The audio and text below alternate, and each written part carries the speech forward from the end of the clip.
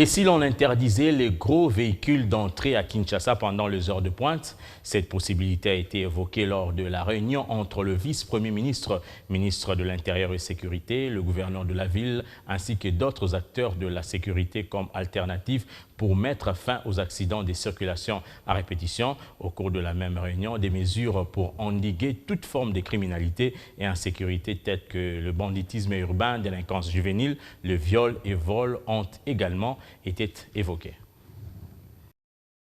Les véhicules poids lourds seront bientôt interdits d'entrer à Kinshasa pendant la journée pour réduire les risques des accidents. C'est la grande décision de la rencontre entre le vice-premier ministre, ministre de l'Intérieur et Sécurité, son adjoint, le gouverneur de la ville et d'autres acteurs concernés. Appliquer cette décision ne sera que réactiver l'arrêté Kimbuta de 2014 interdisant l'entrée et la circulation des véhicules de plus de 20 tonnes pendant les heures de pointe.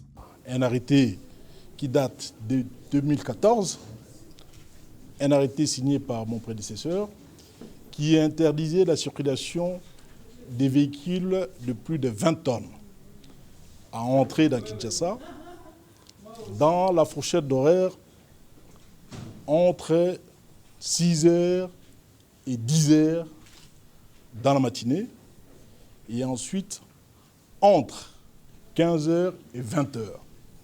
Et cet arrêté-là a souffert donc d'exécution. C'est la raison pour laquelle nous avons vu avec le vice-premier ministre, ministre de l'Intérieur et Sécurité, comment pouvons-nous réactiver cet arrêté afin qu'elle ne puisse plus souffrir d'exécution.